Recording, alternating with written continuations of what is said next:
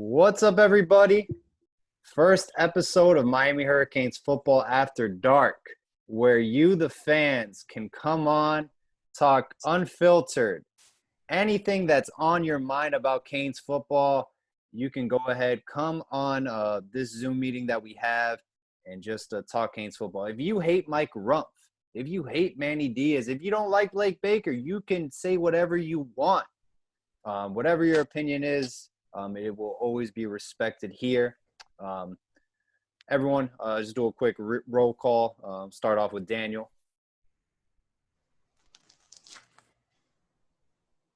Yeah, what's up, guys? Well, I'm Daniel. I've been Hurricanes fan since I was like 5 years old. We actually had season tickets in the early 90s. But yeah. Yeah, Daniel's been a huge fan, so greatly appreciate, man, for you taking the time to come on. North Fresh, No problem. who helped me put this together as well, man. Go for it. Yeah, man.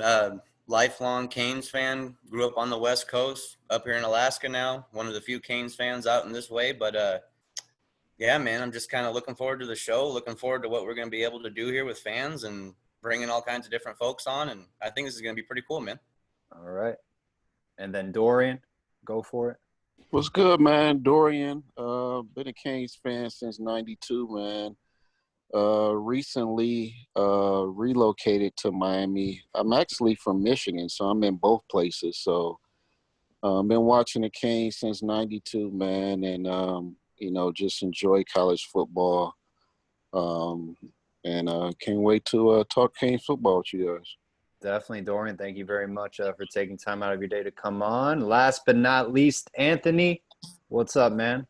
I'm Anthony Yarrow, founder of 05 Sports. I cover Hurricanes football and basketball, kind of centering on Hurricanes recruiting. Awesome. And he's interviewed some great recruits, so definitely check him out and his brother out as well. All right, let's kick it off, North Fresh. What you got, man?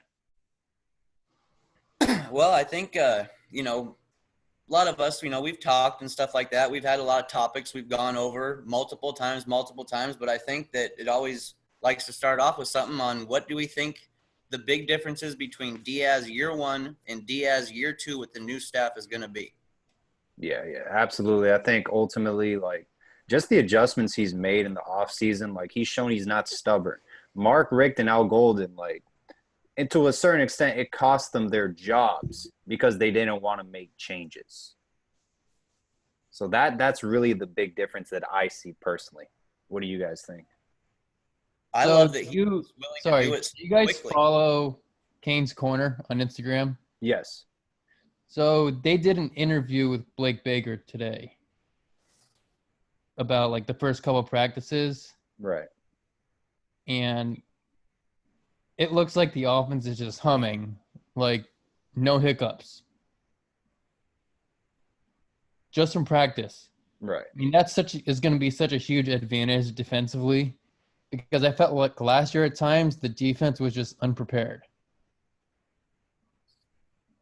The first half of North Carolina game last year, it just looked like it was like the defense was like seeing stars for the first time. Yeah, 100%.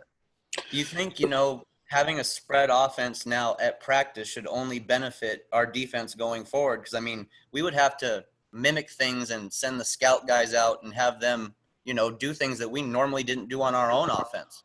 Now that we're able to actually get this going, I think having our first team defense against our first team offense is only going to make both sides better. Well, I think we all need to kind of take a step back and appreciate what Manny has done in the offseason, right? So if you look at it where we were last year, the offensive play calling stunk, right? So he went in and got a young gun, a young play caller that, is proven. He did his thing at SMU, got Red Lashley, right? Second thing was, the offensive line stunk, right? We didn't have any, was no cohesiveness on the offensive line, went in and brought Garen Justice in, right? So third thing, right, We talked about the fact that we needed someone as far as proven who can mentor these kids. Right. Went in and brought in Ed Reed, right? Even the personnel changes, we addressed the kicker, we addressed the QB situation in the portal. So all in all, I think Manny has shown that he can put the pieces together off of the field, right? But the in-game adjustments is what I'm waiting to see personally. Absolutely. I agree with you. I think they've made all the right moves this offseason, but it's just we have to see it on the field now. We talk about it every offseason. I mean, we see the offseason hype. When is the time that offseason hype finally turns over into something on the field that we get to be really happy about? I mean, we see how fast our hype comes and goes. Our hype is one of the most fickle hypes I've ever seen in college football. I mean, we can go from riding the absolute highest of the highs to just dropping off the face of the earth within a matter of, we're talking a couple weeks. So, I mean, can we get this point? Has Diaz learned enough, do we think, from year one going into year two? That's the thing, too. Like, I wish Manny Diaz said, we're going to rebuild year one. This isn't a complete win now, 180 turnaround season one. I really wish he did say this is a rebuilding project because, in a sense, I felt like he gave us false hope that he believed we could win now. And then, our offensive line was horrendous. I don't care who coached that offensive line group. Butch Berry didn't have the right guys, the right tools to really develop. I mean, he was Zion Nelson, for example. I mean, he was not prepared for that moment. So, I just wish Manny did say, let's rebuild this season. He put a lot more pressure on himself. I mean, what's also on Manny is that he lost the locker room like midway through the season. True. Yeah. Like, your quarterback just doesn't come out and call the entire staff out. Like, you don't hear, like, of the well-coached teams, you don't hear players going to the media and calling the entire coaches out. True. So he's got to be able to coach these kids where they're a cohesive group together in the entire locker room, top to bottom, from the kicker to the quarterback. So did Manny get exposed? If you gave, if you gave Mac Brown that hand that Manny had last year, what would he have done with it? I don't think he would have been 6-7. No, right? But I went into the year thinking 8-4, 7-5 in that ballpark range.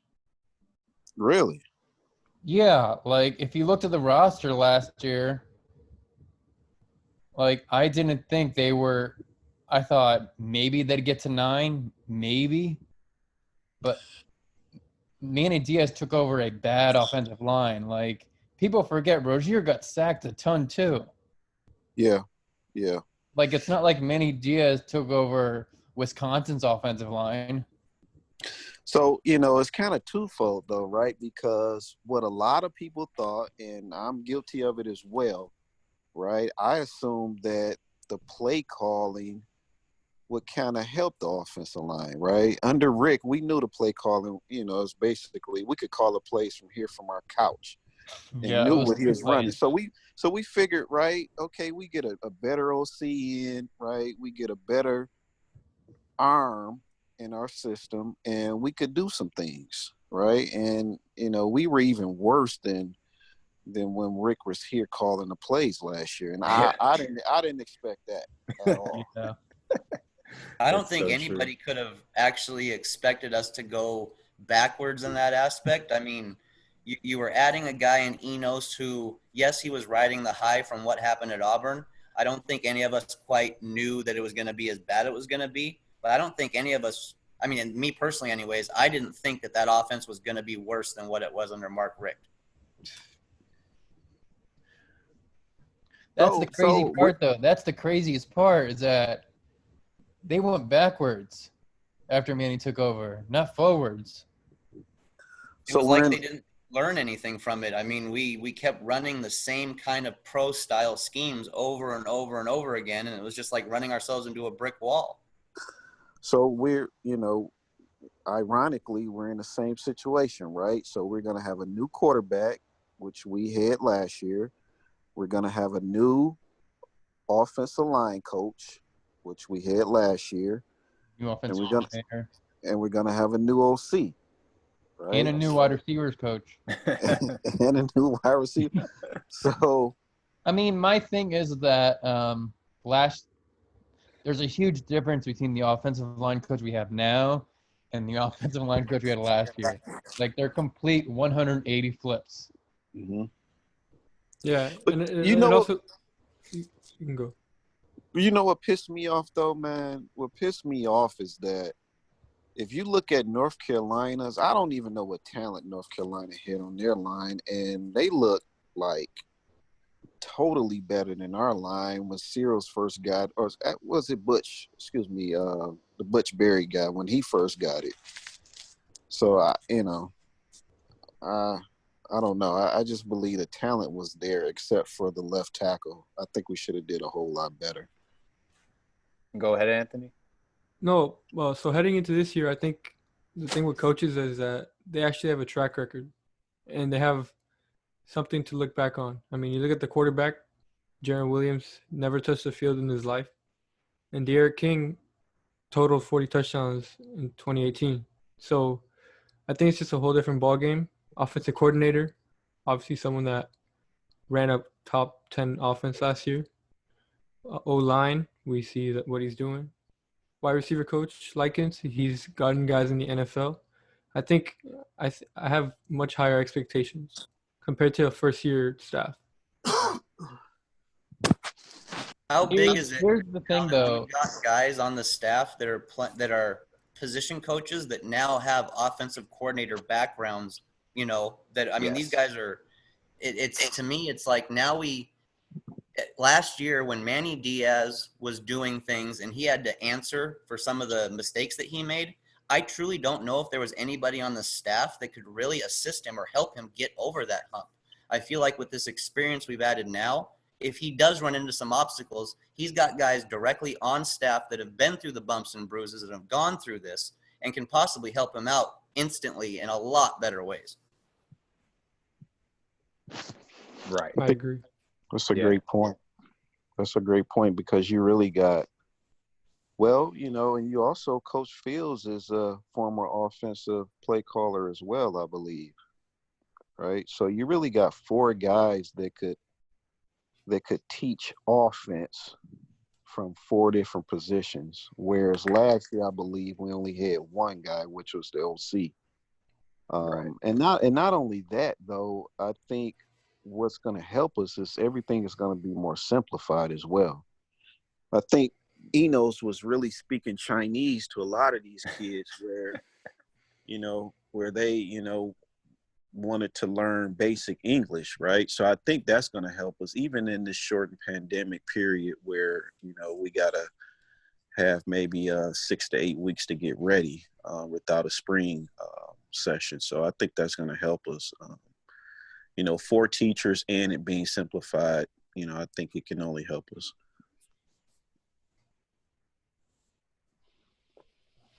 So I got a little change of topic here for you guys now, if you guys are wanting to do that here.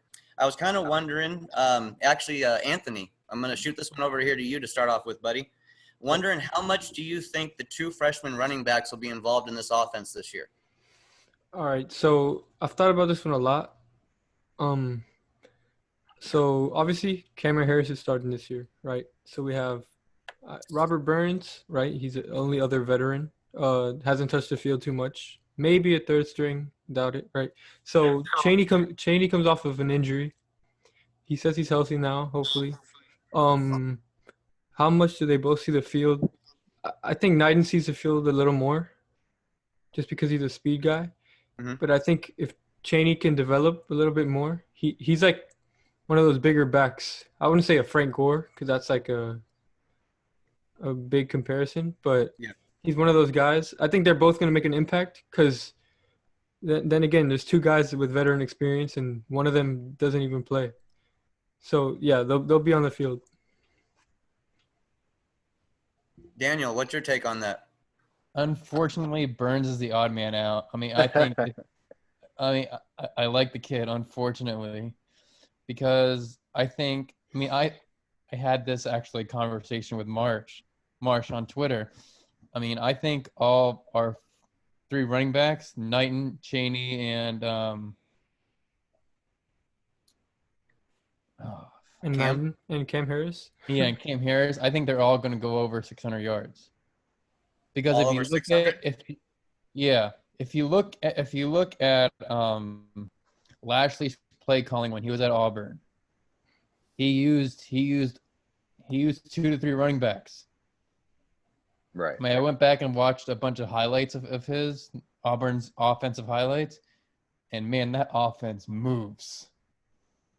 Like, So does this boom, make boom, boom, boom, boom.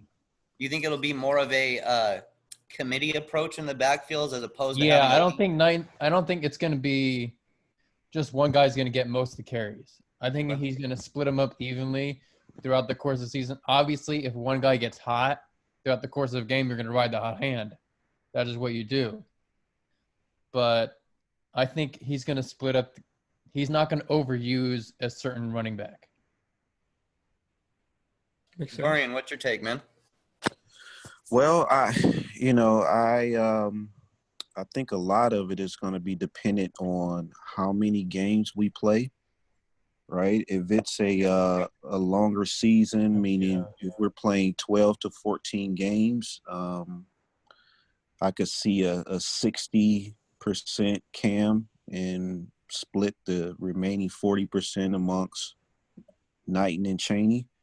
If it's an 8-game season, then I would probably ride Cam a little bit more than the other 2 freshmen.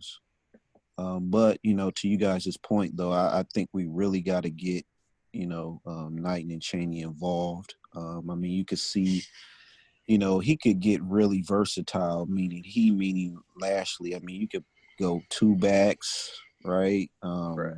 A lot of times, all 3 of them can catch. Right. So, and not only that, lastly, King, I saw one of the interviews that he had, and he really complimented Cam on the training that he was doing and how physical he looked. So I expect him to have a breakout season. I personally think, I really think it's going to be Cam Harris, Jalen Knighton. I'm taking most of the carries. I think Chaney will be the odd man out. I'm very curious how Chaney is utilized in this offense as well. He was committed under Dan Enos. He's a very good running back coming out of Glen Jesua, Miami-Dade County. He has a high ceiling. I'm interested. I'm intrigued how they do use him. But Jalen Knighton is the perfect recruit for this offense at the running back position. I've been really big on Cam Harris since his breakout game against Virginia Tech his freshman year. He's literally a bowling ball, and he's just jacked, man. I mean, It's just either you got it or you don't, man. He's got it, Robert Burns, man, I thought he was moving the ball really nicely against Duke last game of the year. I don't know what it is. They don't tend to play him a lot. I don't know why. I think he can play at the Power 5 level. I think he can contribute to your team, but obviously the fullback is going to be non-existent in this offense. So Robert Burns, I mean, I could potentially see him at a fullback position, but, it's not going to be – we're not going to be using the fullback at all. So Burns is a guy that, I mean, I want to give him chances for everything he's been through with us. I mean, that guy has been through injury after injury, and all he's ever wanted to do was come back, wear a Canes jersey, and put on for the town, man. And I want those kind of guys to be able to get, especially as he's now a mature, he's not young anymore. He's now a vet in our system. And exactly. Yeah. I mean, I would like to think that there could be some of the times where he's going to be able to get some of his, and maybe with our offense clicking again, we'll get, those guys, backups and stuff, will get those chances more than we've had lately. Right. Exactly. Hopefully, we do move the ball a lot. more efficient offensively, because it took us like literally probably 15 minutes, a whole quarter, just to go from the other side of the field to the other with Enos. So The craziest part is that what happened after the Florida game? Like, honestly, the offense, yeah, we gave up 10 sacks, but the offense was Right. moving throughout the course of the game. right. Like, where did that play calling go? And Remember that first drive? It was boom, boom, boom, boom. And then we ran into some red zone issues. Yes. That's when you stop, when you can no longer script your plays and you gotta you gotta actually call plays. But how many yards do you guys give Cam for the year? What's your over under? I think he should hit 1,000. I think he's gonna be the primary back, so there's no reason he shouldn't hit 1,000. I don't think they're gonna split it with 2 freshmen, as in, like what you said, like give all 3 backs, consistent carries. I just don't think it'll work, especially with them being rising freshmen. So I think I think Harris is gonna get the majority, at least 1,000. I'd like to see Harris at that 800 plus mark, especially if it does end up being something like a 60-40 to where we do end up giving these guys more carries to keep the load off of Harris. I'd still, we're talking about, a regular full season. We're still not exactly sure how the season's going to be going yet. But if we're talking about just a regular thing, 800 yards plus, to me, that's a productive season from him if he's getting the 60% carries type of scenario. Right. Yeah. He gotta give me more than 800, man. You figure he had 600 last year, and at least about four times he had really long runs called back due to silly penalties, man. I need 1,300. I think if he breaks 1,000, that's kind of one of those positive signs we're going to have a successful season. Breaking that 1,000-yard mark. Yeah. I think it also goes back to scheduling, like you said. Not only do we not know how many games we're going to play, but we're also not playing those scrub teams anymore. So the non-conference, if we throw out the non-conference, actually, and that's actually a topic that was something I was going to kind of try to maneuver this one into, but what do you guys feel, honestly, with the chances of us having these changes? What is a nightmare schedule versus an ideal schedule? I mean, like we'll start with nightmare to make it easy, but like Daniel, what is your? I mean, they come at us week 1, week 2, week 3, week 4. What is your nightmare? It's nightmare schedules having to play Clemson and Notre Dame back to back to open up the year. Yeah, that is just a nightmare scenario. No, I agree. I mean, it just depends what the ACC commissioner decides to do. Like, do they just want to do home and away series 5x5, right? That's something that's been talked about. Or do they want to give us 4 teams in the ACCs that we don't have on our schedule? If we add those 4 teams, and the way I see it is they would like to keep the schedule probably as similar as they can going forward, just because there's pre-plans made by a lot of people already. So those first 4 weeks is where I think we would see the madness kind of happen. Yeah. Is there anybody outside of Clemson and Notre Dame that would really not be ideal for us in the first week? Maybe an NC State or something like that? Louisville. I don't know if you guys remember, but that game, our defense did not play well. If you go back and look at the stats, they did. That was probably we gave up 30 plus, right? Yeah. We gave up a lot of passing yards, a lot. That Louisville secondary got better as the season went on too. Oh, really? Yeah, that's a team to look out for, and they recruit well in South Florida. And it's also NC State's also one of those tricky teams. Like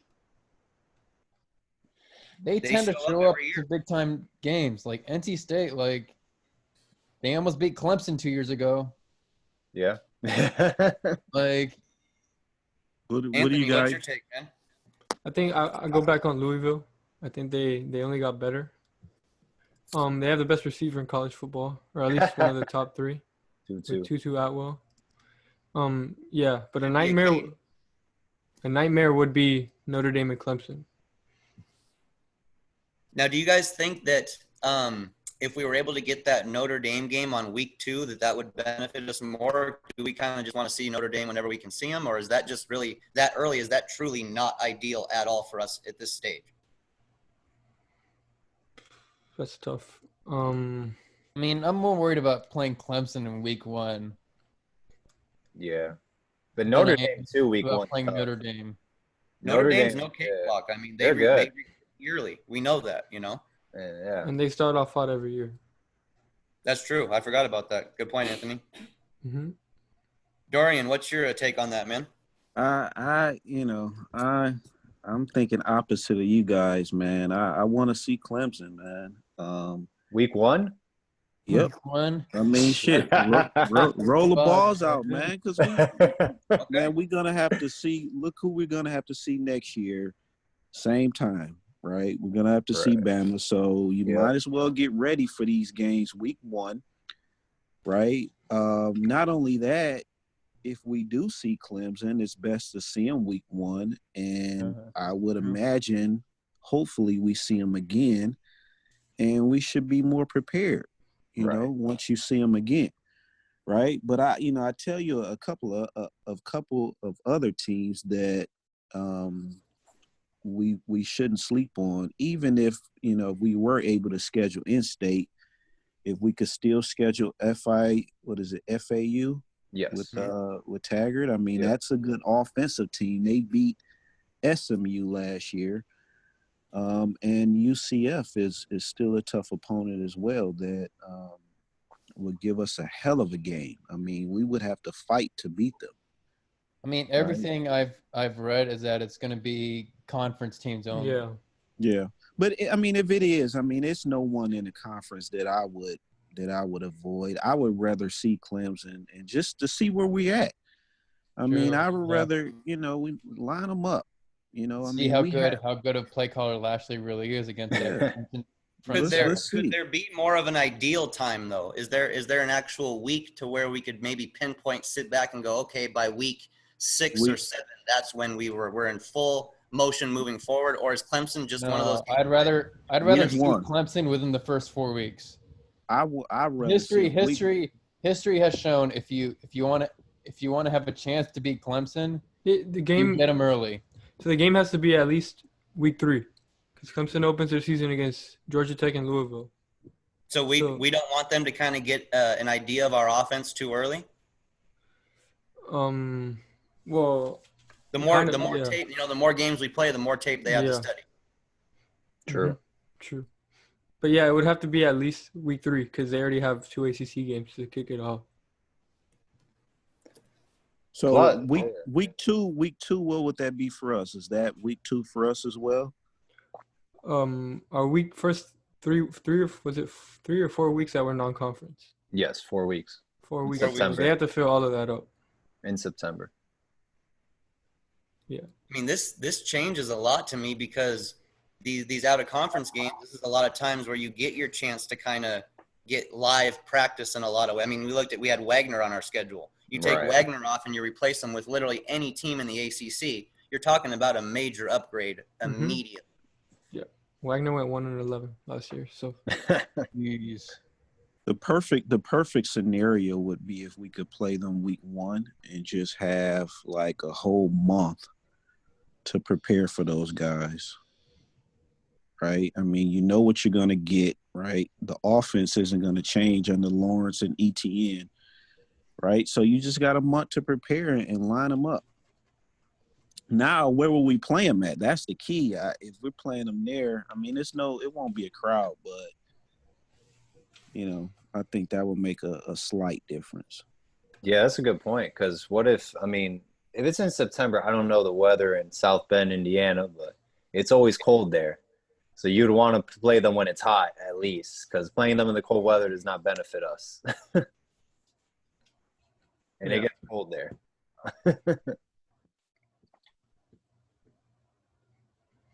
What are you guys kind of curious here to think about? We've seen Lashley now. He's been at a couple different stops. We've seen how he's kind of adapted to the places that he's been at. What do you guys think in terms of the traditional spread and the power spread that we'll see from this. Paul, you go ahead and start it off. Yeah, I think, in order for the power spread to work, you need the right personnel. I think Miami has the right personnel.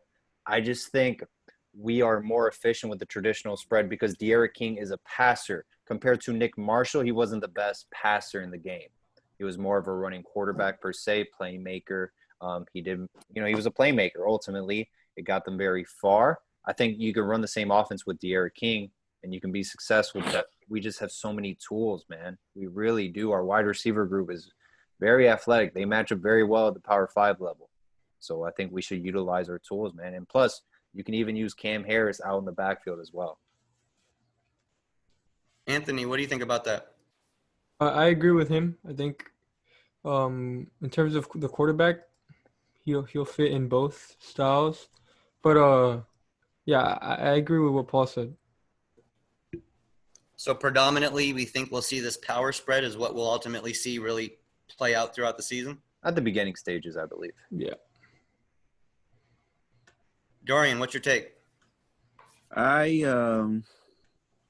agree with Paul. I want to ultimately see a wide open spread attack, but I want my options open with De'Ara King running an awful lot, right? I mean, you also got the tight end Brevin Jordan. I don't want to see him necessarily spread out the majority of the time, right? I think you can utilize him in mismatches in the run game closer to the line of scrimmage and the power spread, and also mismatches with the linebackers as well. So, the wide open spread gives us the better chance from a wide receiver perspective of scoring points. But, I just want to keep my options open with De'Ara King being able to utilize his legs. Daniel, what do you take on it, bud? I think we're going to see a mix of both. I think we're going to see some power and some just traditional spread. Yeah, I agree with that Because too. I don't think, because to run a power spread, you need to have really good guards up True. front. If you know if you know anything about a actual power spread, like it's about the pulling guards. I don't know if our guards are ready for that. Like, I don't know. Like, our offensive line outside of the transfer haven't played in a spread since high school. Right. That's a good point. Very good point.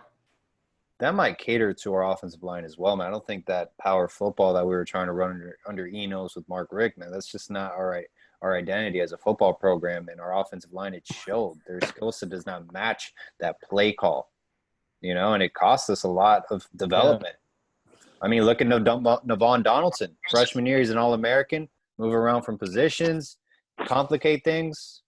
He's redshirting as a senior. That's not normal. That's not development. Look at our starting left tackle from last year is now redshirting this season because Zion, we realized that he just wasn't ready. I mean, these are big errors on our staff's part. We're talking huge errors. And when you got developmental errors at that young of a stage, especially on offensive linemen, it's hard to fix some of those things, man. I feel like Justice isn't just there to make them better. He's also having to fix some of the problems that were there. He's a recruiter. I love that. I'm a fan of what Justice is doing. I'm a big fan so far of what Garen Justice is doing. Mm-hmm. Anyone who Lane Kiffin picks up, I'm a fan of. So.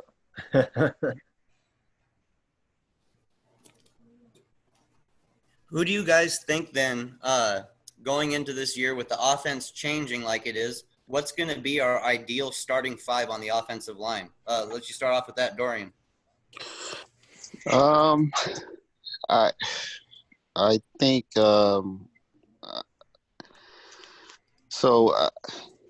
Campbell was at left tackle. I think he'll probably stay there. So I would keep him there. If he was doing well in spring practices, I would leave him there. I would actually start Ja'Clyde Clark at left guard, Corey Gaynor at center, or you can flip-flop those two as well. You can move Gaynor at left guard and Clark at center. And I would have Scaife as my right guard, and I would start Williams as the right tackle where he's always played before. But if it doesn't work out with Campbell on the left side, I would move him to the right and flip Williams to the left. But that would be my ideal five to start. I like the idea of being able to have a guy like Williams on the line to where we know if something kind of does go south with Campbell, we've got a guy who's a veteran in there who's played with King, who knows his tendencies, and we all know how important that left tackle spot is. Yeah. Yep. Paul, what's your take on it? My starting offensive line unit, I have at left guard Ja'Kai Clark. Backing him up is going to be Ousmane Traore. Watch out with him as well. He got an offer from LSU in the JUCO ranks, so there is potential there in my eyes. And Garen Justice believes that. And Coach Berry had no faith in him at all. Right tackle is very confusing for me because I can have Delonte Scaife playing there, but I also can have him playing right guard as well. So I don't know. I don't know where the staff's going to put him. Center, I have Gaynor and Zelante Hillary backing him up. Left tackle, I have Jared Williams and then John Campbell as well backing him up. And then right guard, either I have Delonte Scaife or Cleveland Reed. That's a name who, I guess he left the team and then came back on. So Cleveland Reed was, I believe, 3 or 4 star around there in high school, one or the other. But, there was a lot of buzz when he committed to Miami. So look out for that. Right on. Sounds good. Anthony, what's your take on the offensive line starters? Going back, I think Zion Nelson at left tackle. I like Jared Williams at Jared Williams at the left tackle. I have a question. Yeah. For you guys. Who do you guys have replacing Donaldson? Like solely. Clark. Yeah.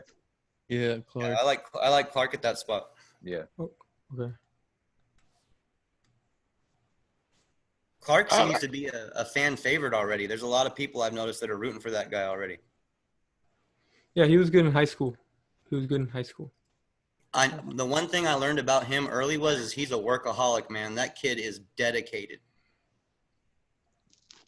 I have a question for you guys. What's your take on the 2 freshmen? Let's just say if Walker is eligible, right? You got Rivers, who has a huge ceiling, and you also have Nelson. So I would personally redshirt all 3.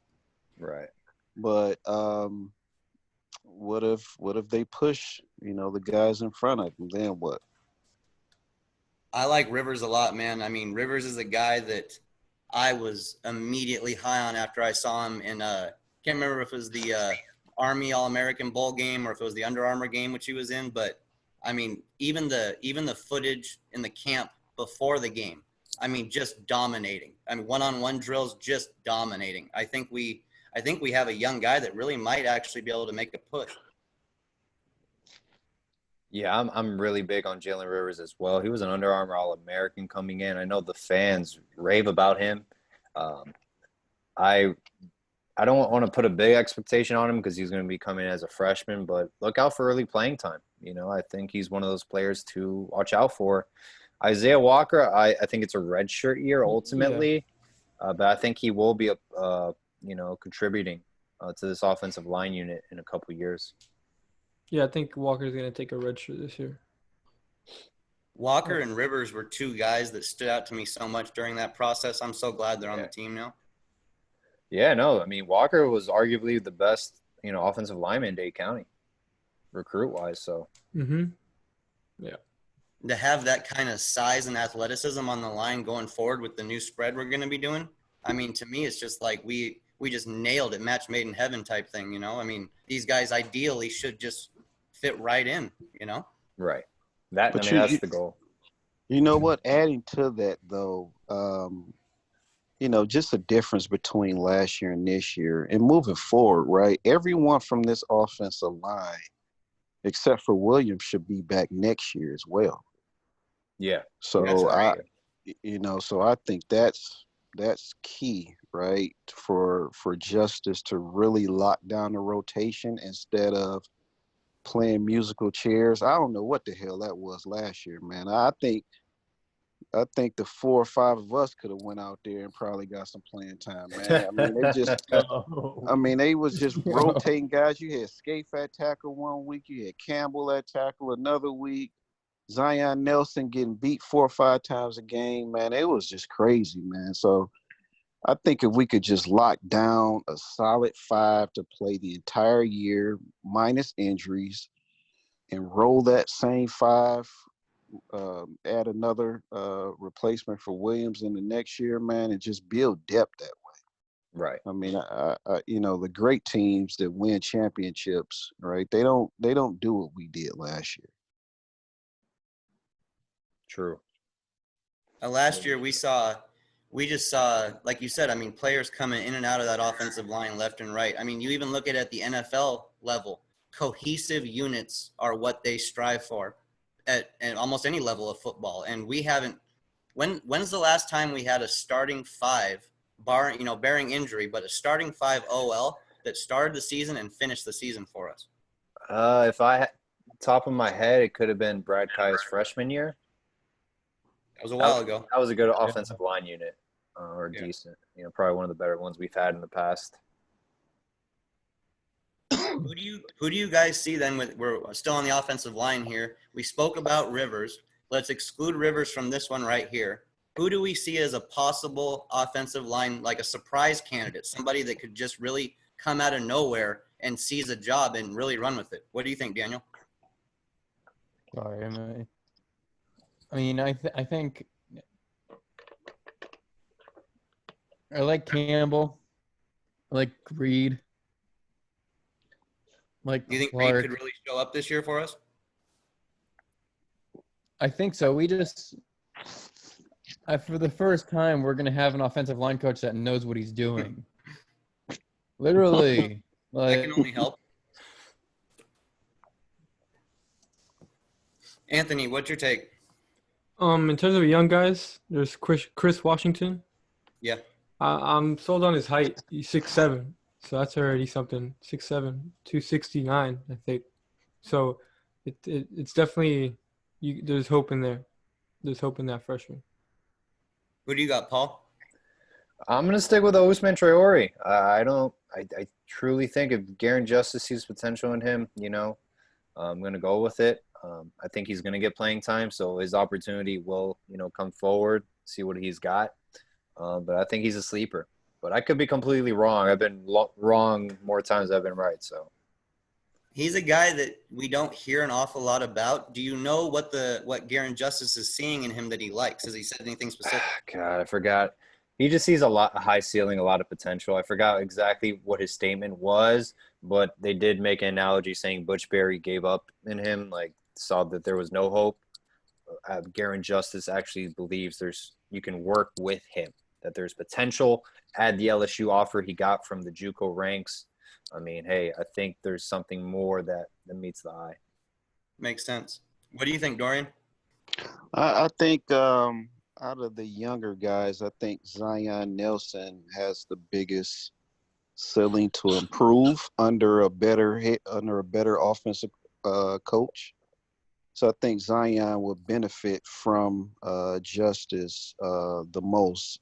Still not necessarily, I don't think he'll be starting, but I think out of the young guys, he'll make the most improvement. And out of the older guys, I think the third offensive tackle probably will be Herbert, right? I think, if someone was to go down, either Williams or Campbell, I think ideally he should be the next one in line to be ready to step in and take over.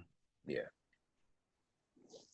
That's another name we don't hear about a lot is Herbert, but I mean, that's another guy, though, that we all know the upside is there. It's just all about development now.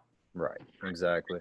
And Kylion Herbert, I mean, he was a highly touted recruit coming out of American Heritage Plantation.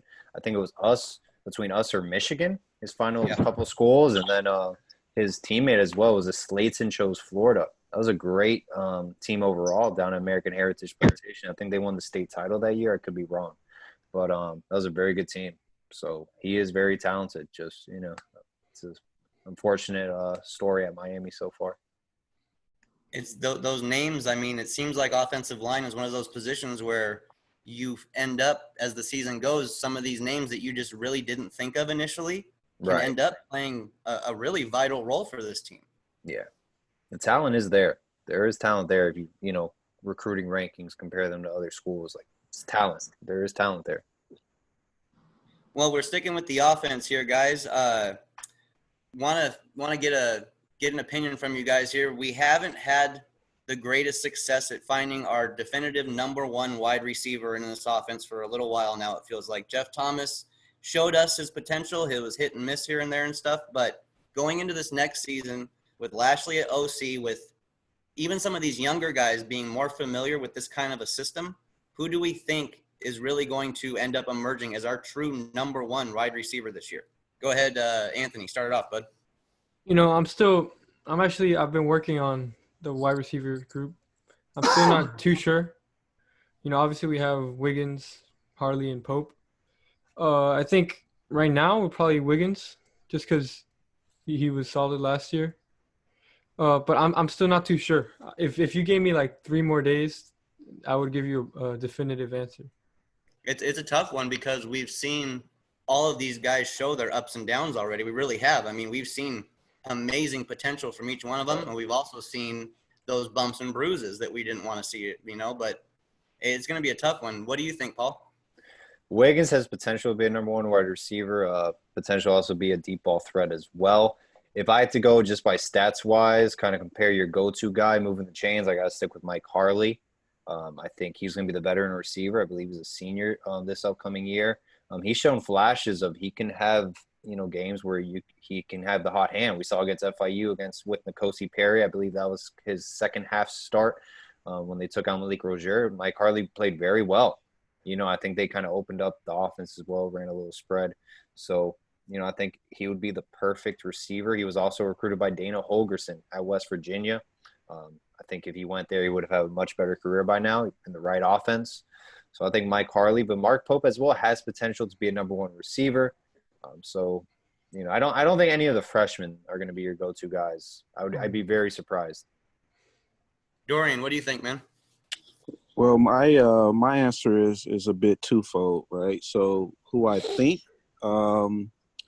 if I had to bet, I would say Mike Harley is going to be the most productive. You know, he should be, right? He got the experience. And also, he was the most productive out of those that are returning from last year, right? But I think for our offense to thrive at its peak, right, I think Jeremiah Payton needs to be really, really good this year. I wouldn't personally put Pope on the outside. To me, right, he's too small to me, right? He, you know, difficulties getting off the line of scrimmage, right? To me, he should be in the slot, but, you know, you have Harley in the slot. I mean, my ideal lineup would be Wiggins on the outside, Peyton on the outside, and Harley on the inside. I think that would give us the most explosiveness for our offense.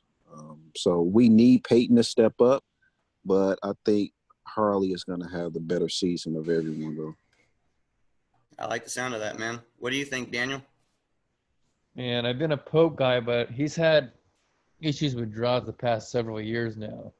I know you like Pope, though, bro. I know you like him. I mean, can he? Absolutely.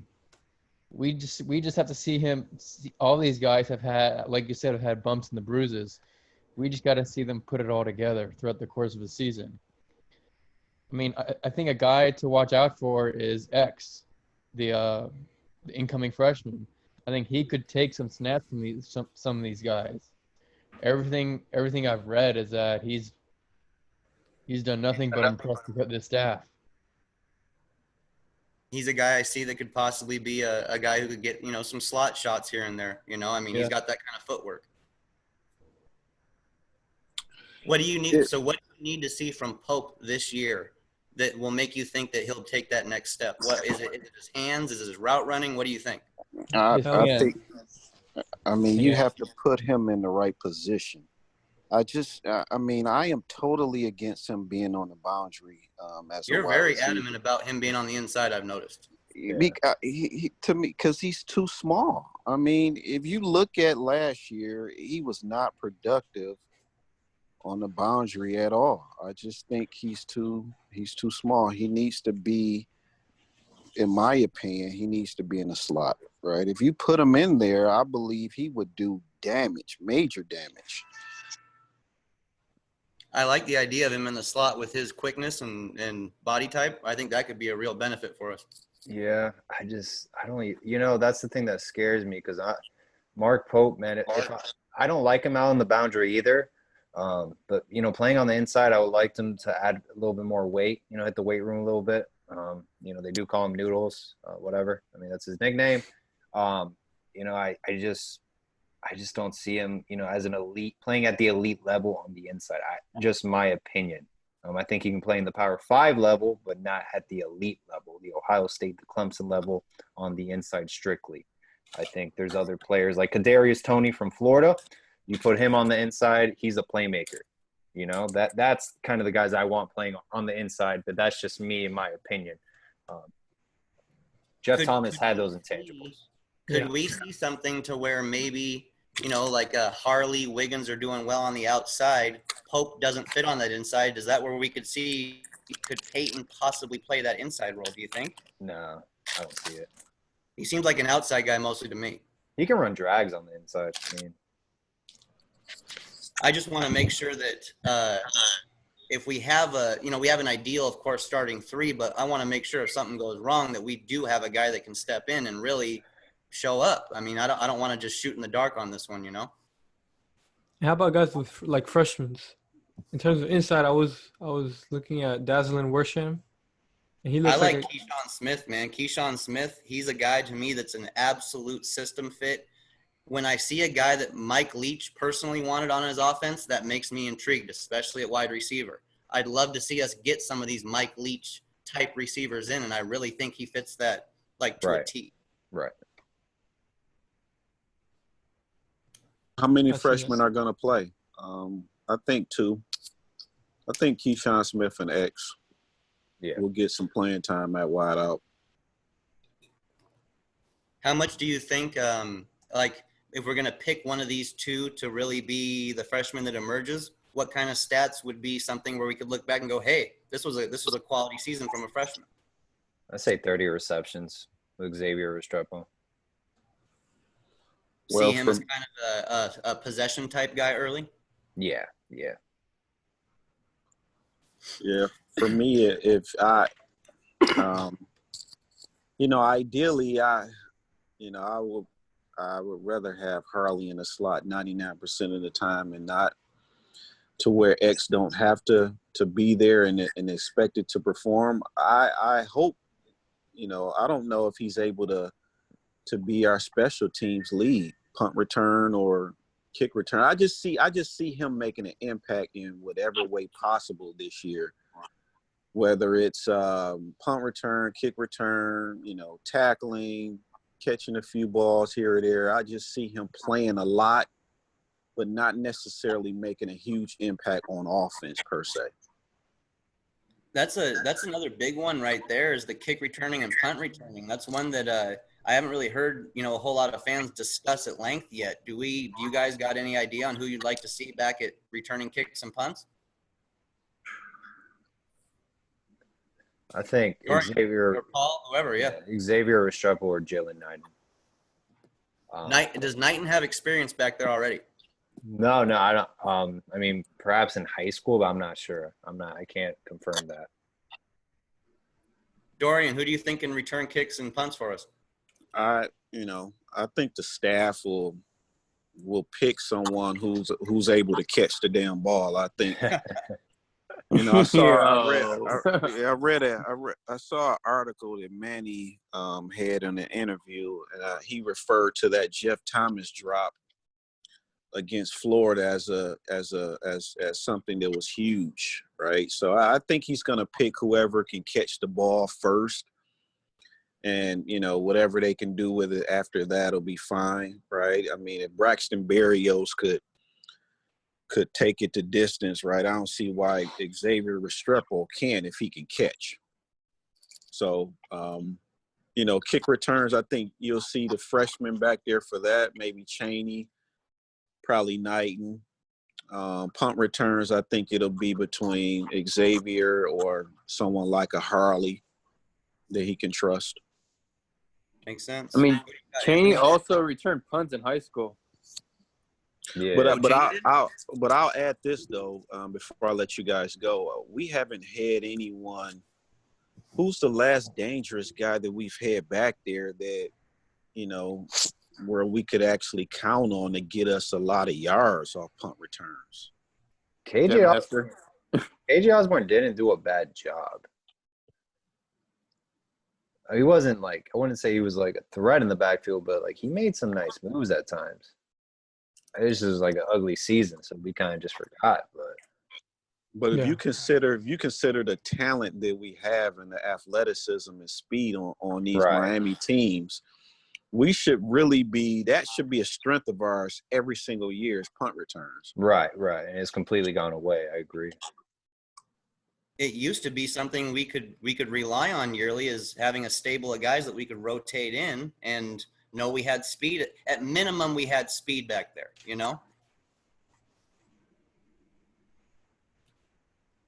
I'd love to see one of these young guys be able to take that role for us. Because, after last year, we had a DJ Dallas returning. Was he returning punts or kicks? He did both. Yeah. And were we using him because he was more of a steady presence than anything else? I think possession. He just held on to the ball. Yeah. Yep. I'd like to see us get to that point where it's not just about assuring the basics. Just catch the ball and just hope for the best. I'd like to get to a point to where we're changing the field, Right. Yeah, I like Knighton. He has good odds there. I think they just have to put someone obviously that can catch the ball, but someone fast. If Jeff Thomas could catch the ball, he would have been one of the top returners in college football. So I think whoever's the fastest guy and can catch, I think Knighton has a good job. Has a good opportunity to return this year. Bro, our special teams over the last 2 years have sucked ass, man. Do you guys realize how terrible we were on special teams last year? Bad. We couldn't kick. We didn't get any punt return yards. The year before that, we couldn't punt the ball 20 yards. What the hell, man? This is yeah. This is the year, though. Man, this is the problem, though. We say that every damn year. This is the year. I think it's going back to track records, though. Borregales should help. Borregales at least has a background of success, Kickers can lose it from one year to another really fast. We've seen it at all levels, but I'd like to think that we finally brought in somebody that could be somewhat automatic from 40 and in. Yeah, I think we got the kicking game solved, right? I don't think, punt return, that remains to be seen. But, the last 2 years have been awful on special teams, man. And it's lost us games, right? 4 games last year. Yeah, missing field goals especially. When you make a 60, 70, 80-yard drive and you just choke it out because of a missed 27, 32-yard field goal, we watched it suck the life out of this offense time and time again. Yeah, think about it. We've had the last 2 years, we've had 2 starting kickers transfer out. The Fiegels guy just got ran out of town. He couldn't kick, couldn't punt the ball more than 20 yards without shanking it. And I don't know what the hell Bubba Baxter was doing. I was at those games, man, and Bandy putting his arm around him. It was just sad just to see what that guy was going through mentally, man. It was crazy. Yeah. Oh, it was a mental block, no doubt about it. I don't know exactly what did it, but man, I'm I glad think N'Kosi Perry. They said N'Kosi Perry did it to his girl, man. I know. I Yo. I try. I know, man. I try not to dig too deep into that one, but it could mess somebody's head up for sure. Bro. The crazy thing about Bubba, like his high school stats were 4 out of 10 too. Like it wasn't Oh, pretty yeah. that like I don't. Then I remember this happening because when we offered him, it was like an interview with the Miami Herald, and then some coach said we're not worried. Like his leg is amazing. Those were because it was 50-yard field goals. Like there's nothing to worry about. Like no, there was a lot to be worried about. All these kickers and punters we've brought in the last 5-6 years have all been guys who were supposed to be good. These weren't just random Right. guys that we were hoping. These guys were supposed to legitimately be solid performers on the field. I mean, Baxter, yeah, he missed, I think it was 4 out of 10 in high school, his senior year. So it was a red flag. Yeah, but he lost Miami 4 games last year. So That's things you glad he's can't gone. have. That's when you suck the life out of an entire team, not just an offense. hmm Literally, we should have beaten Florida by like 21 points. yeah, he lost. Think about it. The two long touchdown runs by DJ Dallas were called back. That's 14 right there. And then the 3 chip-shot field goals inside the 20-yard line. You can't make a field goal from the 20-yard line. Yeah, Baxter, he lost Florida, North Carolina, Georgia Tech, and I say Virginia Tech just because he missed that PAT. It kind of sucked the life out of the defense. Yep. But I mean, how do you miss that PAT? No. I'm not holding Virginia Tech against him. They Virginia made their is- comeback, and they had a PAT. That loss was on Jaren, man. That dude spotted them like 30 points, man. They still made it back, though. That's my thing. They were right there, basically tied the game, but he misses the PAT, and then they just give up a couple plays and they score. The 3 INTs, man. First 3 drives. That's bad. I mean, you got to try. You got to try to make that happen. Yeah. So you guys think then with this transfer kicker coming in, we're going to be okay this year at field goals? I don't think it can get worse. I just don't think. Man. There's It can only literally get better. there's no way to get worse. It's physically impossible.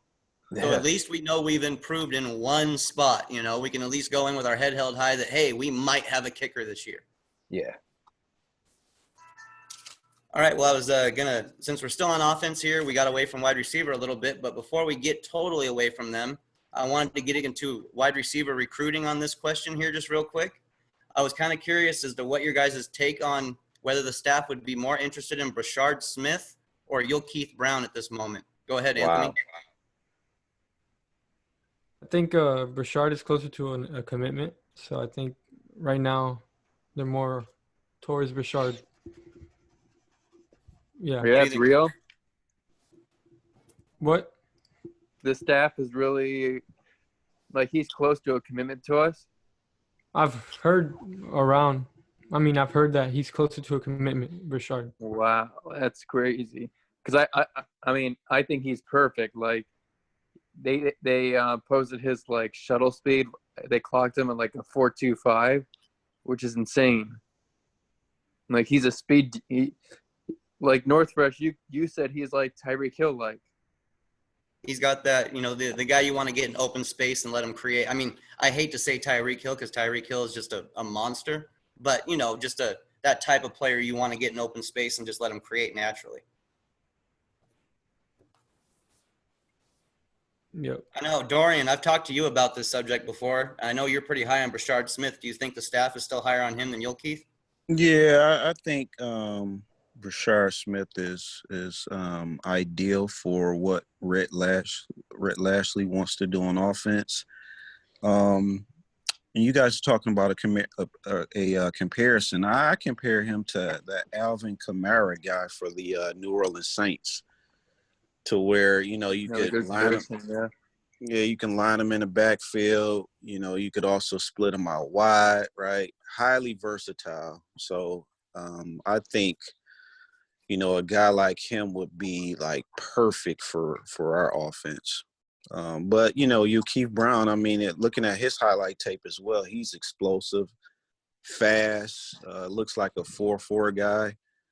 I mean, it's almost splitting hairs, right? You wish you can take them both, and I hope we can take them both. I don't see us doing it, but if I had to choose one, it would be Smith.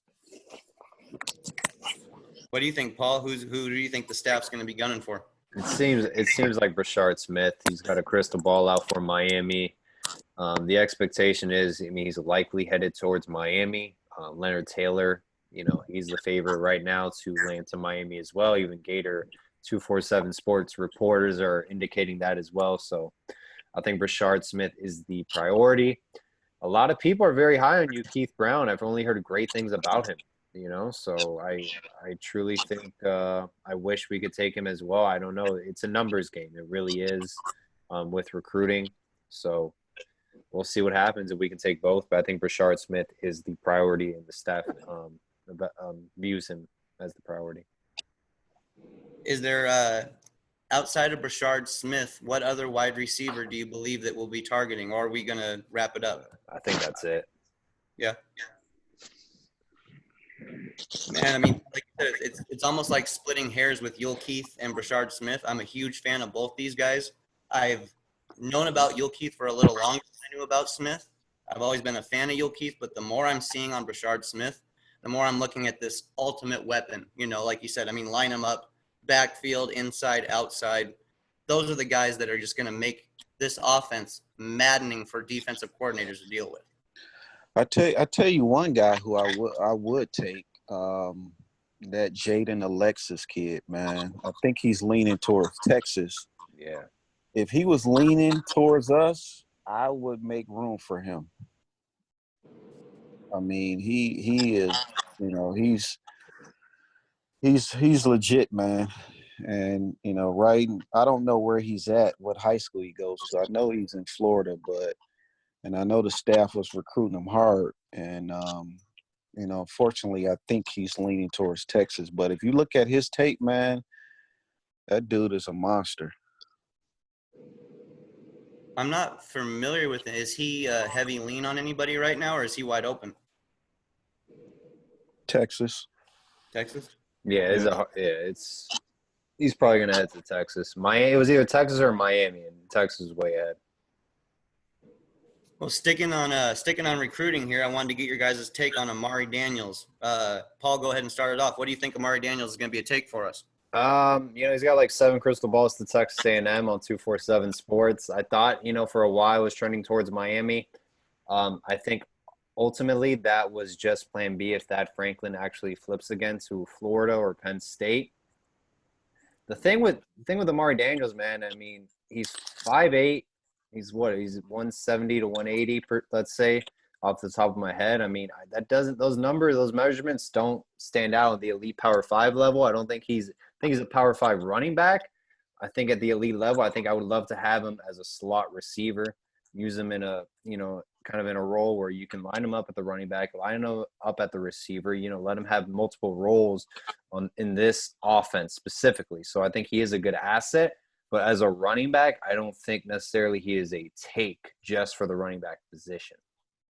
I feel you on that. I see him very similar as being a guy that we could put in the slot and actually get production out of that. It's always been kind of intriguing to me. But that, like you said, his overall size, it is a question mark, and there's just no doubt about it.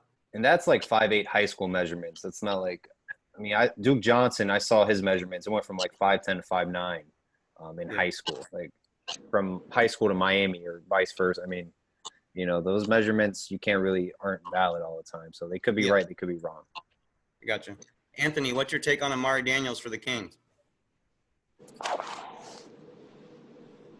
Anthony's on mute. I don't think. My bad. So yeah, it's still a Texas A&M thing. I haven't seen anything heat up. It'll just see. Remember, there's a lot of Canes targets on Miami Central, so it could be a trend, but nothing right now. His name sure was hot just a little bit ago, man. I mean, Canes fans were pretty confident about pulling him in. Yeah. Arian, what's your take on Amari Daniels for Miami? He's a take for me. I personally would take him. I just read an article today where Kirby Smart is all on him now. Wow. And I believe James Cook is trying to recruit him as well. I think he was at some camp recently. And James Cook was in his ear. So, you know, if he's good enough to be recruited by Kirby Smart for Georgia, he's damn sure good enough to be recruited by our staff. So, and plus he's from our backyard, and, you know, it just goes a long way of keeping these kids home. So if you have room for them in the class, I believe you take them by far. What do you think, Daniel? I mean, I just looked him up. He's basically Andrew Irons, who covers 247 Sports, has him as a 5 to Texas A&M. And Cristobal. Sounds what like I he's like- leans a different direction now, you know? I mean, What's it? It's would I a like him? Would I like him this class? Sure. But, I mean, at 5'8", I don't know. I like running backs that are a little bigger than that. He would, and you know, we bring him in as a running back. We're looking at him as a more of a third down back slot kind of guy, I imagine. Right, yeah. Speaking So of with this- recruiting, wait, sorry to interrupt you. Oh, my bad. What were you saying? No, I was just trying to say, like, what's going on with the quarterback position, man? I mean, we don't even have one commit yet. Yeah, that's what I was going to say. That- I was actually talking to that- Northcrest about this earlier Yeah. today. I know we're all praising Rhett Lashley, you know, as a good recruiter, and he showed with Derek King, but man, like, we haven't landed one high school quarterback yet. To me, I I'm think, concerned. unfortunately, I think they're waiting a year. You think Wait. we won't take one this year, huh? I don't think so. If we were going to take one, it was going to be Garcia, but he's not. It's looking like he's not going to flip. Do you think there's any a possible latecomer that could maybe like a 3-star with certain upside that could be a guy for us that maybe we try to latch on too late? I mean, like who? Because I don't even see anybody we're even looking at. Yeah, we're talking to Jay Allen. He's a 3-star The baseball athlete. guy. Yeah. Baseball guy. But, I mean, honestly, I think we go back to the transfer portal. I think Manny likes that system. Do you think that we'll eventually make Jay Allen an offer, or do you think we're just going to kind of keep it casual and then probably move on? No, he's an option. I mean, they're talking to him daily. So is Penn State. It's just, is he plan A, plan B? I don't think so. You know, I think it was Jake Garcia, Jalen Milroe, and then, you know, go all in for those guys. Yeah, I see him going with N'Kosi Perry his senior year. So, I mean, yeah, I think he deserves a chance, at least to start it off. I feel like Miami's been doing him dirty. Oh, I agree, Like- bro. like, I agree. 100%. If you can name a true Kane, it's N'Kosi Perry. I I mean, agree 100%. He beat FSU. Yeah, he had a bad year after, but they did him so dirty, dude, multiple times. Yeah. I don't think Manny wants N'Kosi. I think he's done with N'Kosi, to be honest. I think he's moved on. Do you think That's Perry why. sticks around and then decides Nah. to transfer after this year? He would have already Probably. been in the portal. That's the thing. Yeah, that's true. I mean, I see Dude, that point. Why is he still sticking around? Like, I always saw that. A lot of people are supporting him for starting week 1. I haven't seen something like that in a while for Yeah, next year. they already kind of spit in his face with Derek King. Right, yeah. So if N'Kosi knew he didn't have a chance, he would have entered the portal. Sorry to interrupt you, but to be fair, I mean, the quarterback position last year was nothing to be excited about going into this season. It was awful. Oh yeah. I saw Perry live against Georgia Tech, man. I mean, I that's when I kind of said, I'm over it. I'm done with this. And Pittsburgh. That was bad too. Look at the coaches though that Perry's had to work with since he got into college. I mean, we're not dealing with the cream of the crop here. I'd like to see what maybe a year within a competent OC system. Yeah. You know what? Maybe having this year could be the best thing ever for Kosi. Yeah.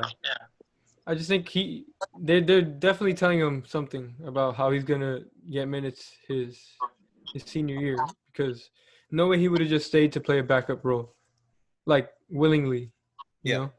After everything he's gone through. Yeah. Dorian, what do you think about the quarterback spot here? I think we need to keep our foot on the gas with Garcia. Ultimately, I think he does flip to UM. if he doesn't flip, the worst thing that can happen for us is if high school football is canceled in a lot of these states. Because I think at this point, Red Lashley need to see live footage of whoever else is out here and evaluate the talent of those who aren't committed and move forward. I don't think he wants to blindly go after guys that that aren't going to play this year. So, it's kind of a difficult situation that we're in due to the pandemic. But that's my take on recruiting. But I think I agree with Paul. I think Manny Diaz is a little past N'Kosi Perry. Watch out for Van Dyke to just take this thing over next year. And if he does so, then, Perry could find a home in the transfer portal. But, the best player will rise to the occasion, obviously, and start against Bama. I mean, I like TVD a lot, man. I mean, it's going up against Bama like that, still at his age. I mean, it's a hell of a thing to ask a guy to do. It's a hell of a thing to ask to do. But like you said, the best guy's got to play, and if he's ready, so be it. Are we ready for Bama? What was that? Are we ready for Alabama? You can't say that right now. Not right now. No, not at all. Because let's say like Alabama's our next game. Let's say worst case scenario, the season doesn't happen. Like Rousseau, do you think Rousseau stays? Do you think Roche stays? Do you think King stays? I mean, I think they all stay. I think Rousseau and Brevin Jordan, they'll get drafted in the first round no matter what. So they don't even have to play this year, and they'll go in the first round. It's kind of like that. Rousseau is already being. I don't know. Brevin Jordan maybe not because he's a tight end, but Rousseau is a first round pick. He can redshirt this year and he'll be a first round pick.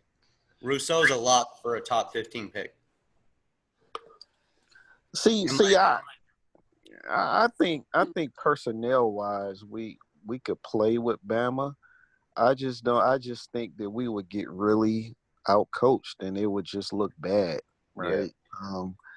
Because I've seen Bama, I mean, they haven't just blown every single team out, right? I mean, they normally struggle against Ole Miss, right? Ole Miss put up numbers on Bama's defense, right? So, I mean, and I can't see them being way more talented than us, but the difference in which Alabama, it's just their coaching staff and their winning culture is how they really beat you outside of the talent that they have. So, I think we can play with them if we catch them on a bad day. But you got Nick Saban going up against Manny Diaz, right?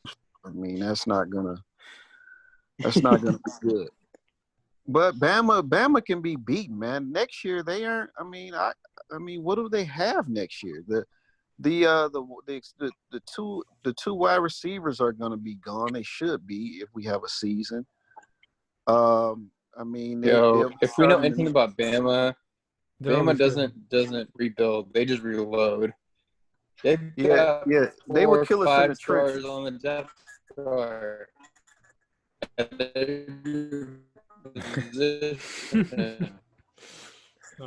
I agree with Daniel. So if we're acting like this about Alabama, where does that put us actively against Clemson right now? Then how close are we to Clemson? Man, Clemson beat North Carolina by 1 point last year, man. That's my thing. Like, a lot of people are higher on Trevor Lawrence. Like, I'm not that high on Trevor Lawrence. I'm not either. Like, you could call that UNC game a fluke, though. Yeah. Okay. But here's my thing. He wasn't. Last year, his total body of work last year wasn't that great. Oh yeah. For Trevor Lawrence, he wasn't as good as he was 2 years ago. But you guys got to see. The way I see that game, though, regardless, Clemson still made it to the national title game. Yeah, exactly. So I think their past history shows, NC State, Pittsburgh, Syracuse, like, hey, North Carolina, like they tend to, play down to their opponent's level. At the end of the day, they still made the national title game. And yeah, by all means, Trevor Lawrence got shut down in the second half by LSU. I mean, I don't think he made one good pass till like the late third quarter. So, I mean, I'm not high on him either. I think he's a little bit overrated, but don't sleep on him either. See, when you compare us to those two teams, that they wear us down because our first unit on defense, I would take our first unit against their first unit on offense. But when they start rolling in, they're too deep on defense and in offense is when they just separate from teams like us and anybody else. They just so deep. I mean, those two teams can go 2 or 3 deep. When you rack up 5 stars and high 4 stars every single year, I mean, you get that luxury, Absolutely. They got 5 stars coming off the bench. And then not to mention the type of recruiting class that Clemson just had, man. I mean, all those guys are probably going to come off the bench. Don't look now, but Clemson just had 2 decommitments in the last 24 hours. True. Oh, they lost 2 guys. Yeah, 2 guys. 5-star corner that flipped to Ohio State, and I forget where they had a 5-star defensive end. I forget where he flipped to. And I'm glad. I'm glad this thing. I hope Dabo trends down, because I'm tired of seeing Clemson gear like just wherever you are. Everywhere. Like, these people don't understand. Like Tommy Bowden was their head coach when I was in middle school. Like Howard's Rock was nothing. Like Miami used to blow them out by like 20 with Ja'Cory Harris. I think Taj Boyd was their quarterback. Like Clemson was a nobody. Now they win a couple national titles and people are on the bandwagon. So I really hope that program goes downhill. We got to take advantage of when they give us those opportunities. I mean, if they're gonna show any kind of lapse in production or lapse in development, we have to be there to pick that up. If we don't take advantage of it, we're not catching up. Right. Mind you, though, they're doing a lot of their recruiting out of state as well. So, I mean, that's really key to where they don't have, like, the talent that we have in our own backyard. So the fact, to piggyback off of what you were saying, Paul, like Clemson, right, for them to be able to go to Georgia and beat Georgia out of players, and they're able to basically get whoever they want. I mean, times have changed. It's crazy. No. But, I mean, they come to South Florida, they can get any kid that they want right now, basically. Here's my theory, Dorian, and I'm not saying you're wrong. I agree with you that it's scary they can do that. They can go into anyone's backyard and take those recruits. How did Clemson build up that dynasty? Were they recruiting national players, out of state players from the get-go, or did they go with the under the radar guys and that try to get them there? That's what I want to know. I don't have that answer either, but I think you got to stick with the recruits that built your foundation. And if it was out of state guys that built your foundation, then stick with it. But if it was those in-state guys that you took a chance on, you got to stick with it. And the moment you go for that national 5-star West Coast recruit that would have never came there 5 years ago, that's when I think things start getting ugly and you start missing on players. But that's just my theory. Well, I'm sure they won more with less, right? I mean, that's Dabo is really – he's a hell of a coach, man. So they've won more with less, but they're able to just get anybody they want now, right? So, Right. To that end, what would Dabo do with the talent that we have? Yeah. So, that's the level that Manny needs to get to. Right. And hopefully with time he learns. He's a quick learner, hopefully. So we'll see. We see after one offseason, he wasn't afraid to make the changes needed on the offense. I'll forever give him credit for not being lazy about that decision and not overthinking it and just going, this wasn't going to work for us, and making the change that was needed. Right. Some coaches can't do that. There are coaches out there that just can't refuse. They refuse to admit they made a mistake almost, and it drives them into the ground. They usually lose their jobs because of it. But you know what, though? Manny kind of punked out, though, man, during the season, man. I mean, I needed to see him get in Eno's ass. This dude ran a tight end reverse on the 2-yard line, though. Yo, On the 2-yard line, my man. thing on Manny, He was two hands off, man. I mean, Manny's got to learn how to use his timeouts better. Like, he blew 2 timeouts within like a minute in the North Carolina game. I was like, what are you doing? Daniel, we talked about this stuff with Diaz before, and one of the big issues that I had is that, and like Dorian just said, why didn't Manny crawl up Eno's ass in the middle of the season and force change? How come we didn't see that from Manny Diaz? I guarantee you Saban would have. That's why Enos didn't want to call plays for Saban. I mean, it makes sense. Saban isn't going to settle for less. He's not going to let somebody else make him look bad. Right. So what made it so was it just a first-year head coach not being totally confident about things, and he didn't want to like make a stir? Why do you think he didn't call Enos out publicly? I think Manny basically called it. I think he just threw in the towel. I think at some point of the season he probably knew that he needed to make a change on offense as far as the coordinator. And I just think that, it just went too far. I mean, Enos lost the locker room, lost his whole offense, and it was just a mess, man. It was just a complete mess.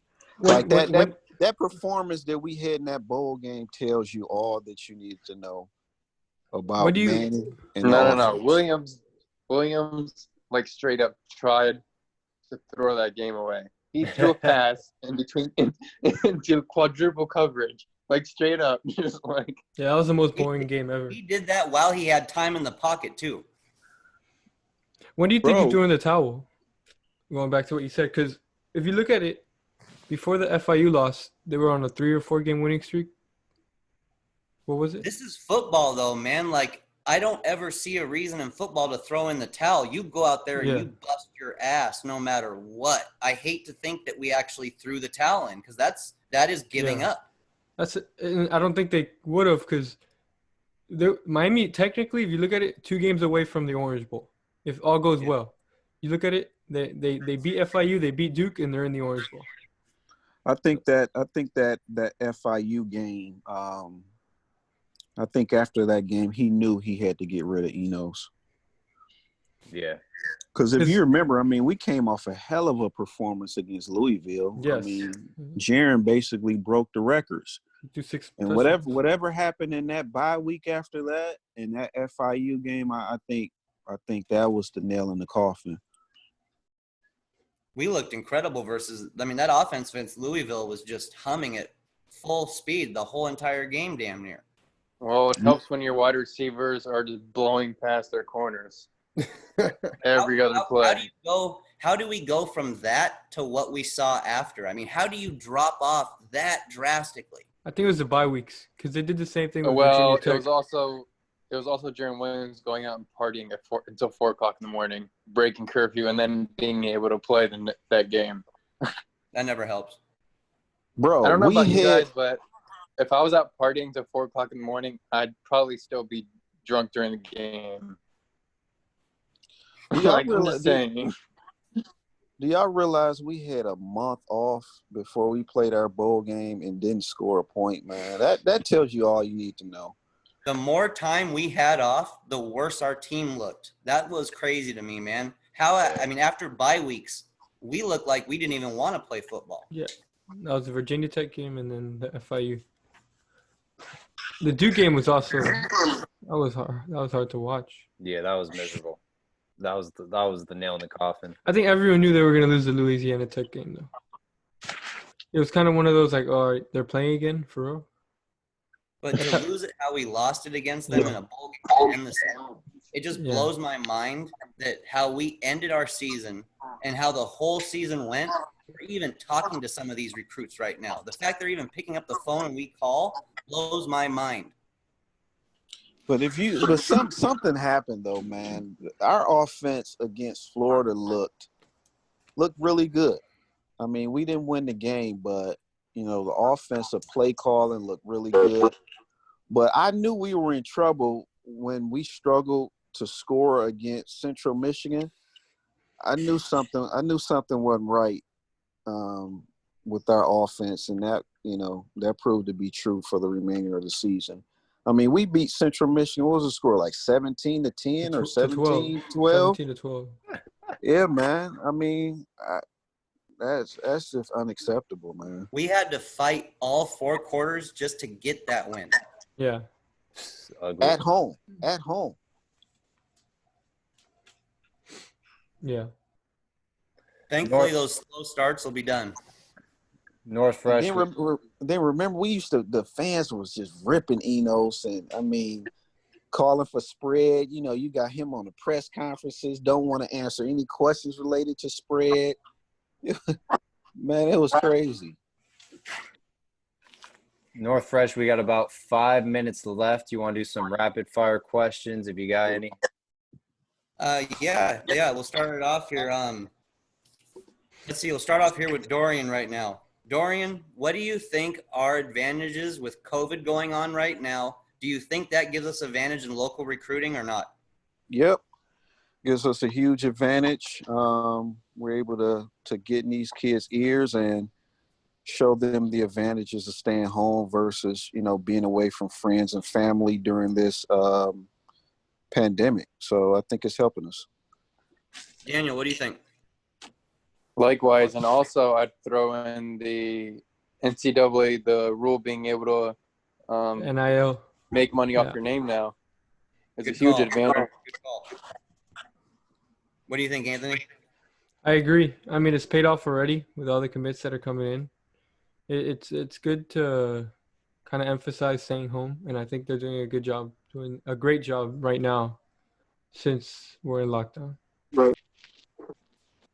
Paul, do you see us closing off really strong with this going on right now in recruiting? Oh yeah, it's definitely working to our advantage with out-of-state schools, specifically trying to recruit. Man, if we can lock up that Palmetto crew, I think we'll be in very good hands. And Jason Marshall Jr., I think he's a day one starter as a freshman. I think he's the best cornerback in that cornerback room. Speaking of recruits, I think speaking of recruits, who's left on the board right now that you guys, you want to definitely see them in a Canes jersey? Leonard Taylor. Taylor? Doubt. I think we're all agreement on Taylor, yeah? Yeah. I think it's pretty much almost a foregone conclusion that we're going to get Taylor. It's everything I'm reading. Let's say he was a lock to UF. I'm more like we need corners. Like, where's the APB out for Mike Roan? Like, who do we have right now? We're looking at a corner that would we got Tim Burns is committed. Tim Burns, he's from Miami Northwestern. Yeah, Burns. Yeah. Yeah, I like Burns. Who else do we have that we're targeting right now immediately? Jason Marshall. Marshall's a big one. I think Marshall's he's not coming here. I don't think he's coming to Miami, unfortunately. I love that guy, though. I love him. It's a stretch, but I think, if we have a good season, his buddies come over, I think we could make it happen. But it's going to be like a last second. Yeah, also with the whole Palmetto 5, you're also looking at a safety with Corey Collier. Right. Miami's stacked in safeties, man. Yeah. And they're going to start moving them to linebacker. Hopefully we add James Williams to that mix in the future. Keep your fingers crossed. Yeah, but that guy can play anything. He can play. Yeah, but they're going to have to start moving positions. I'm okay with having a glutton of talent at a position. That's okay, man. We haven't been like that in a while. Yeah, but that's also for the kid. The kid is like, maybe he grew up playing safety. And it's like, I don't know what I'm going to play here. There's 5 other guys here. Speaking of young safeties, guys, I know we got just a little bit of time, but do you think Avante can come in and actually produce for us year one as a true freshman at safety? I think at corner, honestly. Corner? I think you put him at corner, man. I wish they would. Just get him on the field. corner. Okay. Do you see him as an outside corner or slot corner? Bro, he was shut down on the inside. Really? At the nickel, he would shut it down, man. We need that, you know? Yeah. Dorian, do you see Avante as a possible guy that could move into the inside on cornerback? Yep, I would play him everywhere. I mean, I would literally play him at free, strong, striker, nickel, boundary. He has to play, right? Yeah. And I think the crazy thing is that he could play all 4 or 5 of those positions, right? I also think real quick that Blake Baker. I could see Blake Baker playing 4 or 5 safeties at the same time as well.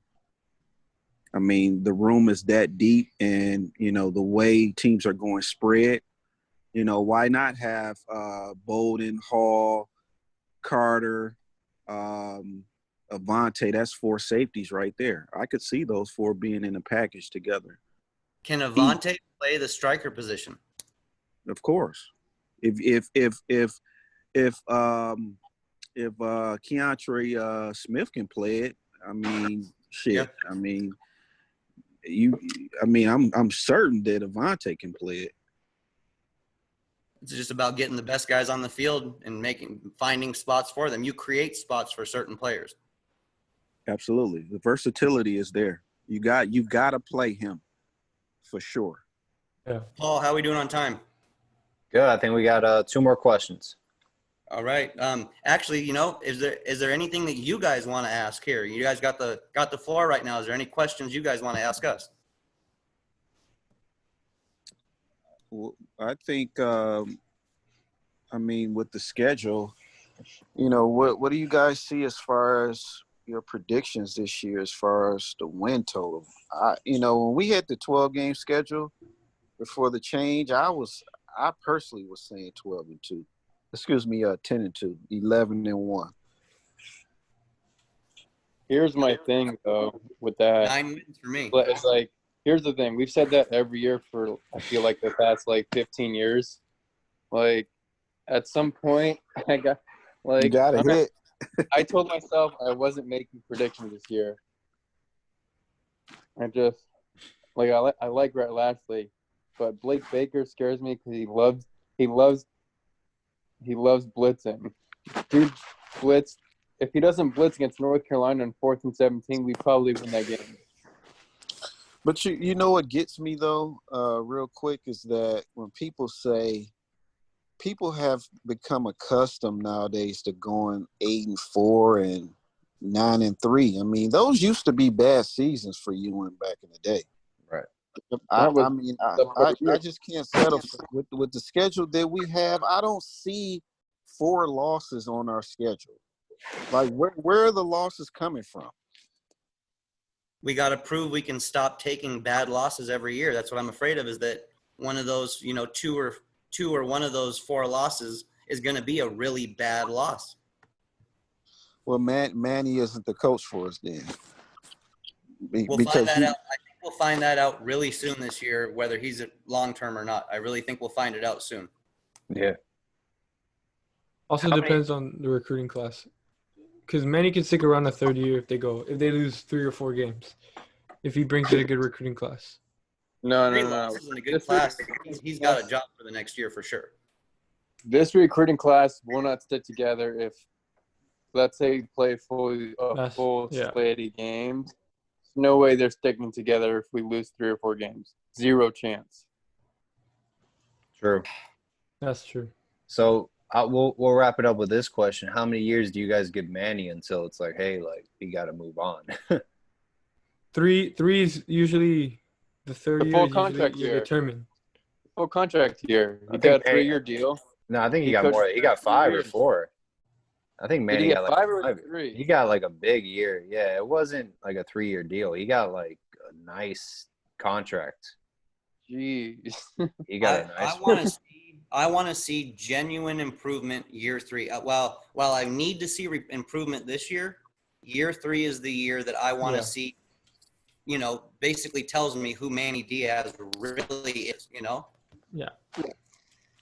Well, I think if he only wins us 7 games with this schedule, I mean isn't going to fire him because, A, we're probably going to lose money or won't bring in the same amount of money as last year due to the pandemic. Fans won't be able to go to the game. So they probably won't financially be able to take the loss. But, I mean, 4 or 5 losses is just unacceptable, man. Right. Period. There's no reason if we play a full slated schedule, there's no reason we should have more than 2 or 3. If we're in that 4 or 5 losses, then we know we've lost games that we shouldn't have lost, period. Yep. Yeah, no, I agree, man. I think, obviously I think 4 losses isn't favorable with this season, but, it is improvement. I think the administration also wants to give Manny more time, and they believe in him for whatever reason. They hired him fairly quickly, so they must like him a lot. So We're in unprecedented times right now. I mean, we're trying to answer questions in an era where even the guys at the top of the staff at the University of Miami are scrambling for answers, But you know what? Before we go though, he is the right person for the job. I mean, he has the persona. He's young. He's energetic, right? He's smart. He's from the area. He's charismatic. He has all the characteristics. He has, he can recruit. He has everything, right? It's just can you win? If he can win games, he can literally take college football over, man. We know that if he wins games, he's going to still stay at Miami. That's the nice part. I mean, I don't see him wanting to, Absolutely. It's just, he has all of the characteristics for this job. I agree. And just with that statement, we'll wrap it up. Thank you, everyone, for joining tonight's show, Miami Hurricanes Football After Dark. This was the pilot episode, so greatly appreciate it, guys, and hope everyone has a safe and blessed rest of their week. Take care, everyone. Thank you. All right, take care, guys.